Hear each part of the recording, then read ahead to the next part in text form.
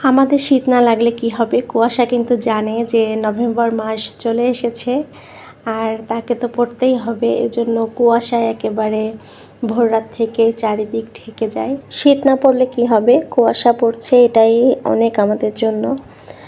আসসালামু আলাইকুম everyone, welcome to my channel. কেমন আছেন সবাই? আশা করছি সবাই খুব ভালো আছেন। আমি ফাতেমাতুজ জোহরা চট্টগ্রাম থেকে বলছি।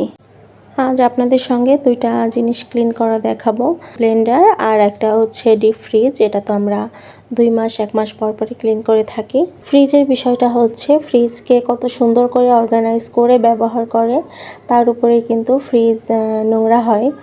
আর ব্লেন্ডার এটা তো আমাদের রেগুলার ইউজের একটা জিনিস।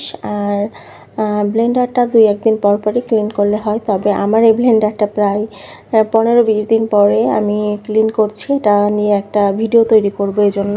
তো প্রথমেই হচ্ছে আমি ব্লেন্ডারটা ক্লিন করব। আর এই ব্লেন্ডার ক্লিন করা যে এত সহজ, এর থেকে আর সহজ উপায় বোধহয় আর নেই। ব্লেন্ডারটা প্রচুর পরিমাণে ময়লা হয়েছে, দেখতেই পাচ্ছেন। প্রথমে সাদা ভিনেগার যেটা আছে সেটা দিয়ে নিচ্ছি ব্লেন্ডারের উপরে। দিয়ে আমি 5 মিনিট অপেক্ষা করব। 5 মিনিট পরে আমি এখানে বেকিং সোডা দিয়ে দেব।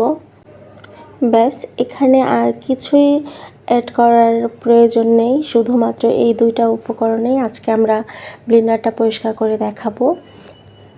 ভিনেগারের মধ্যে সোডাটা দেওয়ার পরেই কিন্তু সোডাটা অ্যাক্টিভ হয়ে গিয়েছে, দেখা যাচ্ছে। এই সোডাটা দেওয়ার পরে আমি একটা ব্রাশের সাহায্যে ভিনেগার এবং বেকিং সোডার যে মিশ্রণটা ব্লেন্ডারে যেখানে যেখানে দাগ এবং ময়লা হয়েছে সেই জায়গাগুলোতে আমি লাগিয়ে নিচ্ছি।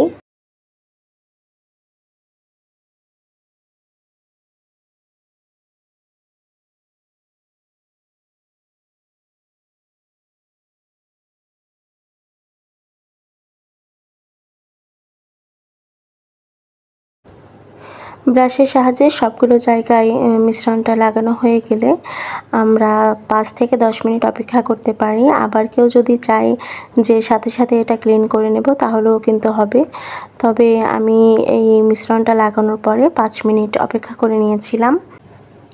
এই মিশ্রণটা যেখানে যেখানে দেওয়া হবে সেখানে একটু দাগ এবং ময়লা থাকবে না, এটা আমি গ্যারান্টি দিয়ে বলছি। আর আপনারা যখন এভাবে ক্লিন করবেন নিজেরাই কিন্তু অবাক হয়ে যাবেন যে এত সহজে কিভাবে একেবারে ঘষা মাজা ছাড়া ব্লেন্ডারটা এত সুন্দর পরিষ্কার কিভাবে হয়ে গেল। দেখে কিন্তু বোঝাই যাচ্ছে আমি একেবারে আলতো হাতে ব্রাশটা দিয়ে সব জায়গায় মিশ্রণটা লাগিয়ে নিচ্ছি, একেবারে কোনো প্রেশার দিচ্ছি না। আসলে এখানে প্রেশার দেওয়ার কিছুই নেই। এই মিশ্রণটা যেখানেই লাগবে সেখানেই কিন্তু জেদি দাগগুলো কিন্তু একেবারেই ক্লিন হয়ে যাবে।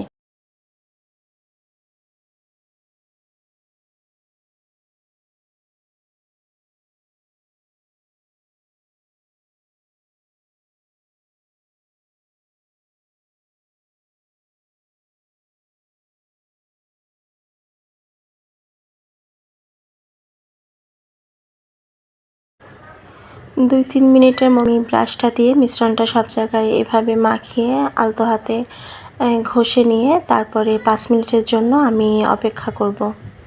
5 মিনিট পর একটা মাজনির সাহায্যে খুব ভালোভাবে ব্লেন্ডারটা মেজে নেব। মাজনির সঙ্গে এখানে ভিম লিকুইড আর ডিটারজেন্টের গুঁড়া অ্যাড করে নিয়েছি। এখন কিন্তু দেখাই যাচ্ছে ব্লেন্ডারটা ভাবে পরিষ্কার হয়েছে। আপনারাও চাইলে এভাবেই কিন্তু আপনার ব্লেন্ডারটা পরিষ্কার করে নিতে পারেন। একেবারে নিজেই অবাক হয়ে যাবেন এত কম সময়ে এত অল্প পরিশ্রমে কত ভালোভাবে ব্লেন্ডার পরিষ্কার করা যায়।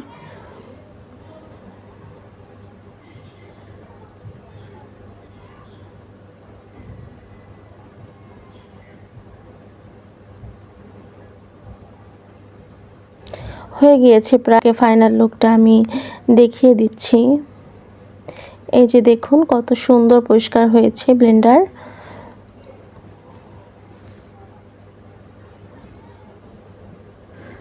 আগের লুকটাও আপনাদের একটু শেয়ার করব। আর এখনকার লুক দেখতেই পাচ্ছেন যে কতটা পরিবর্তন, বোঝাই যাচ্ছে না এটা আমার কত পুরানো একটা ব্লেন্ডার। এখন আপনাদের সঙ্গে ফ্রিজ ক্লিন করা শেয়ার করব, একেবারে ডিপ ক্লিন করব আমি ফ্রিজটা। আজকে আমার ডিপ ফ্রিজটা ক্লিন করব আর সেটাই আপনাদের সঙ্গে শেয়ার করছি। সাধারণত একটা ডিপ ফ্রিজ ডিপ ক্লিন করতে গেলে 1 ঘন্টা মতো সময় লাগে। তো 1 ঘন্টা ধরে তো আপনাদেরকে দেখায়, এত লং ভিডিও দেখে কেউই পছন্দ করবেন না, তাই আমি প্রত্যেকটা পার্টের অল্প অল্প কিছু অংশ আপনাদের সঙ্গে শেয়ার করব। ফ্রিজটা ক্লিন করার জন্য এখানে আমি একটা বোল নিয়ে নিয়েছি আর তার মধ্যে অ্যাড করে নিচ্ছি 1 চা চামচ ভিম লিকুইড আর 1 চা চামচ ডিটারজেন্টের গুঁড়া। এখন পরিমাণ মতো পানি দিয়ে আমি মিশিয়ে নিচ্ছি।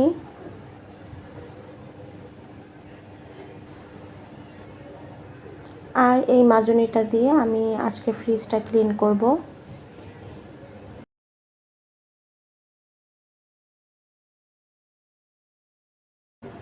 প্রথমে আমি ফ্রিজটা খুলে নিচ্ছি। ফ্রিজের ভিতরে একটা সেলফ থাকে, সেটাকেও সরিয়ে নিচ্ছি।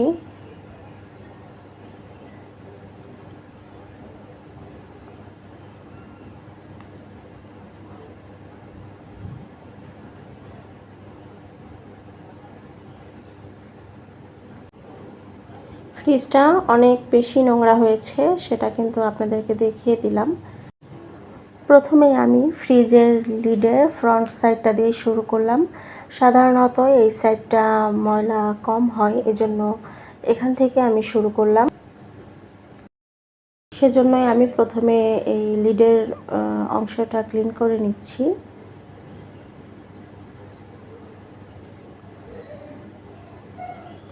যে কোনো জিনিস পরিষ্কার করার আগে প্রথম এটা খেয়াল রাখতে হয় যে সাইডটা অল্প ময়লা হয়েছে, সেখান থেকেই কিন্তু শুরু করতে হয়। লিডের অংশটা আমার ক্লিন করা হয়ে গিয়েছে। এখন ফ্রিজের 4টা সাইড আমি এভাবে ক্লিন করে নিচ্ছি।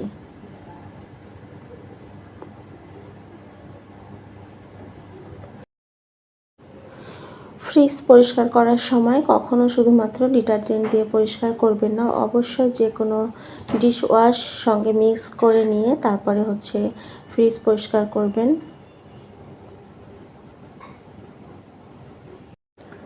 জানি না এতক্ষণ পর্যন্ত কেউ আমার সঙ্গে আছেন কিনা, যদি থেকে থাকেন আর আমার ভিডিওটি যদি আপনাদের কাছে একটুও ভালো লেগে থাকে তাহলে একটি লাইক দিতে ভুলবেন না। আর আপনি যদি আমার চ্যানেলের নতুন ভিউয়ার্স হয়ে থাকেন আর আমার ভিডিও যদি আপনার কাছে ভালো লেগে থাকে তাহলে চ্যানেলটি সাবস্ক্রাইব করে রাখতে পারেন। আর যারা ফেসবুক থেকে আমার ভিডিওটি দেখছেন তারা প্লিজ আমার পেজটিতে একটা ফলো দিতে ভুলবেন না।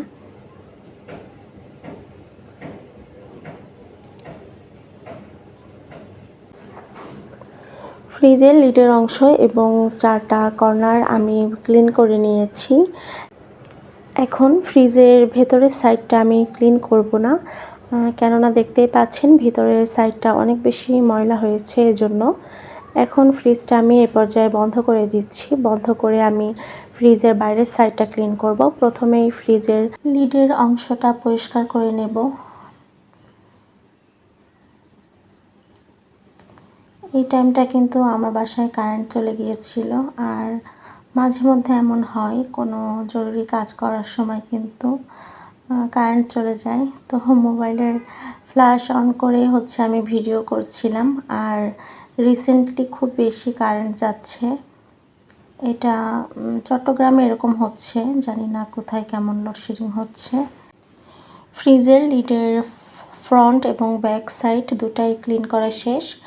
এখন আমি ফ্রিজের 4টা সাইড ক্লিন করে নেব। তো একটা পার্ট আমি ঘষা মাজা শুরু করে দিয়েছি। খুব শীঘ্রই আমি আপনাদের সঙ্গে ফ্রিজ অর্গানাইজেশন ভিডিও শেয়ার করব। কে কে ফ্রিজ অর্গানাইজেশন ভিডিও দেখতে চান অবশ্যই আমাকে কমেন্ট করে জানাবেন। আমি একবার ফ্রিজ ডিপ ক্লিন করলে দেখা যাচ্ছে সেটা 4-5 মাস পর্যন্ত ক্লিন থাকে। ভিডিওর শুরুর দিকে আমি বলেছিলাম যে যত সুন্দর করে ফ্রিজ অর্গানাইজ করে জিনিসপত্র রাখে তার ফ্রিজ তত ময়লা কম হয়। আর যে কোনো জিনিস যত্ন করে ব্যবহার করলে সেই জিনিসটা অনেক দিন পর্যন্ত ভালো থাকে। এই তো আপনাদের সঙ্গে কথা বলতে বলতে আমি একটা সাইড ঘষা মাজা করে নিয়েছি। এরকম করে আমি বাকি আরও 3টা সাইড এভাবেই পরিষ্কার করে নিচ্ছি।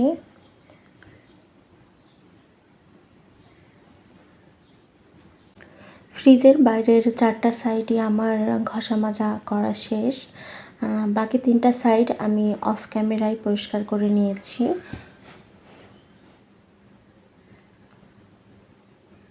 এখন শুধুমাত্র ভিতরের অংশটুকু বাকি আছে, এটাও আমি এখন পরিষ্কার করে নিচ্ছি।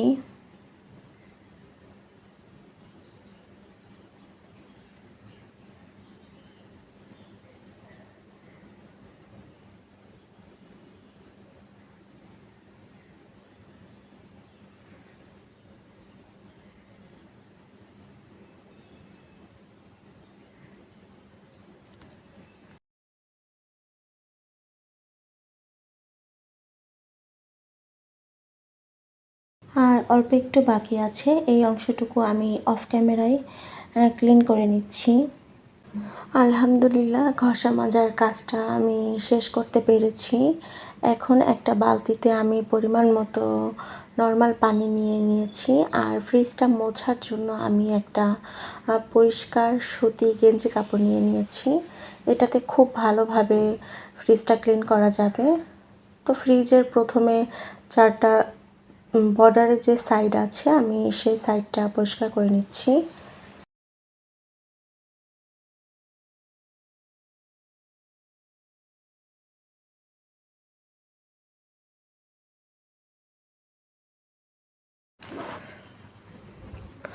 বর্ডারের সাইডগুলো আমার ক্লিন করা শেষ। এখন আমি ফ্রিজের লিডের অংশটা পরিষ্কার করে নিচ্ছি। দেন এই তো ফ্রিজের ভেতর সাইডটাও হচ্ছে আমি অফ ক্যামেরায় ক্লিন করে নিয়েছি। এখন খুব সুন্দর একটা জিনিস আপনাদের সঙ্গে শেয়ার করব। যাদের আসলে ডিপ ফ্রিজ ক্লিন করতে খুব বেশি কষ্ট হয় বা অনেক বেশি পরিশ্রমের মনে করেন, তাদের জন্য সুন্দর একটি টিপস দিয়ে দিচ্ছি। এই টিপসটা ফলো করলে আপনার কাজটা অনেকটাই সহজ হয়ে যাবে, প্রায় 90% সহজ হয়ে যাবে। প্রত্যেকটা ডিপ ফ্রিজের ভিতরে কিন্তু একটা ক্যাপ থাকে পানিটা সরানোর জন্য। এই ক্যাপটার সঠিক আমরা 2টা ব্যবহার করতে পারি। একটা হচ্ছে ফ্রিজ থেকে যে বরফ গলে পানিটা জমা হয়, সেই পানিটা আমরা ক্যাপের মুখটা খুলে পিছন সাইডে এরকম রেখে কিন্তু খুব সহজেই পানিটা রিমুভ করতে পারি। মোছামুছির থেকে এটাই মনে হয় সব থেকে ভালো সহজ উপায়। ঠিক একইভাবে যখন আমাদের ফ্রিজটা মাজা হয়ে যাবে, তখন আমরা ফ্রিজের ব্যাক সাইডে একটা পাত্র রেখে দেব যেখান থেকে পানিটা রিমুভ হয়। আর এখানে ফ্রিজের ভিতরে ক্যাপটা খুলে দিয়ে এখানে অল্প অল্প করে পানি দিয়ে ফ্রিজটা কিন্তু আমরা ধুয়ে ফেলতে পারি। মোছামুছির থেকে এটা মনে হয় সব থেকে সহজ একটা উপায়। কে কীভাবে ফ্রিজটা ক্লিন করেন সেটা তো আমি জানি না। আমি যেভাবে আমার ডিপ ফ্রিজ ক্লিন করি ঠিক সেটাই আপনাদের সঙ্গে শেয়ার করলাম। জানি না কার কাছে কেমন লাগবে। যদি ভালো লেগে থাকে তাহলে অবশ্যই কমেন্ট করে জানান। ভিউয়ার্সদের উদ্দেশ্যে একটা কথা বলছি, ভিডিওর টাইটেল এবং থাম্বনেল দেখে যদি কারো মনে হয় যে ভিডিওটি দেখবেন শুধুমাত্র, তাহলেই ভিডিওতে ক্লিক করবেন। আদারওয়াইজ ভিডিওতে ক্লিক করে টেনে টেনে ভিডিও দেখলে বিশ্বাস করুন একটা ভিডিওর যে ইমপ্রেশন থাকে সেটা একেবারেই নষ্ট হয়ে যায়। ফ্রিজের ভেতরটা একেবারে ক্লিন করে নিয়েছি। আর এখন বাইরের 4টা সাইড মুছে নিলেই আমার ফ্রিজ ক্লিন করা ডান হয়ে যাবে। তো একটা সাইড এখন আপনাদের সঙ্গে শেয়ার করছি, বাকি 3টা সাইড আমি অফ ক্যামেরায় মুছে নেব। যারা আমরা ইউটিউবে কাজ করছি প্রত্যেকটা ভাই বোনই কিন্তু জানি একটা ভিডিও আপলোড পর্যন্ত সেই ভিডিওটার পিছনে কতটা পরিশ্রম দিতে হয়। তাই সেসব আপু ভাইদের উদ্দেশ্য করে বলছি, এরকম কারো ক্ষতি আমরা কেউ না করি, সেদিকটা যেন একটু খেয়াল রাখি। এখানে কাউকে জোর করার কোনো বিষয় না, যেটা করতে পারি সেটা হচ্ছে শুধুমাত্র রিকোয়েস্ট করতে পারি, এছাড়া আর কিছুই করার নেই। ফ্রিজের নিচের অংশে যে কালো কালো দাগগুলো দেখতে পাচ্ছেন, এগুলো কিন্তু কোনো ময়লা না, এগুলো হচ্ছে ফ্রিজের স্পট। এগুলো ইউজ করতে করতে স্পট পড়ে গিয়েছে। ফ্রিজের লিডটা আমি এভাবে খোলা রাখছি যাতে ফ্যানের বাতাসে ফ্রিজের ভেতরটা খুব ভালোভাবে শুকিয়ে যায়। ফ্রিজের ভেতর সাইড এবং বাইরের সাইড শুকিয়ে গিয়েছে। এখন আমি ফ্রিজের পার্টিশন ট্রে আর অন্য কিছু বলে হয়তো, আমি সঠিক জানি না, সেটা দিয়ে দিলাম। ওপরে থাকা ট্রেটাও দিয়ে দিচ্ছি। এই ছিল আজকের ভিডিও। সম্পূর্ণ ভিডিও যারা দেখেছেন নিশ্চয়ই তাদের আমার দেওয়া ট্রিক্সটি কাজে আসবে ডিপ ফ্রিজ ক্লিন করার সময়। খুব শীঘ্রই দেখা হবে অন্য কোনো ভিডিওতে। সে পর্যন্ত সবাই ভালো থাকুন। সবাইকে আল্লাহ হাফেজ। আসসালামু আলাইকুম।